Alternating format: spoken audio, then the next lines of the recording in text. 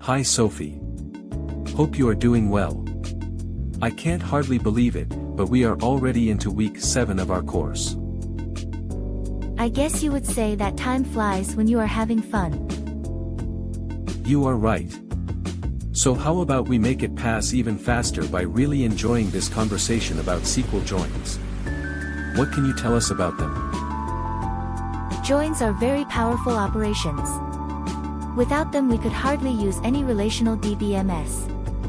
As we have seen in previous lessons, when we build relation-DAL databases we tend to normalize tables. We do this in order to reduce redundancy and improve consistency. Right, I remember that. What's the problem with normalizing them? The problem is that many times we want to build result sets with information coming from different tables. I see. For example, I may have a table with customers and another one with their orders, and I may want to build a new table that has, for each customer, the number of orders she has made. Right.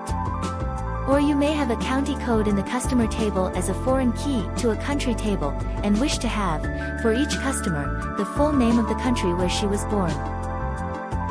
So we need a way to navigate from one table to another, following the relations dictated by the foreign keys. Exactly. And this is what join operators do for you. You can jump from one row of one table to the corresponding row of another table. If you think back to the metaphor of the buckets and the ropes, the join operator lets you move from one little person in a bucket to the corresponding little person in the other bucket, at the opposite end of the rope. And, of course, we have different joins. We sure do. There are cases where you only want to consider those little men in both buckets which hold ropes. In that case, you use an inner join. Other times, you may want to consider all little persons from the left bucket, and only the little men in the right bucket which are holding a rope. In this case, you would use a left join. Clear, and of course we have the right, cross, and full join for all other needs we may have. Well Sophie, things are getting more complicated as we move on with SQL, but they are also becoming more valuable. Thank you for helping us out. They surely are. Goodbye for now.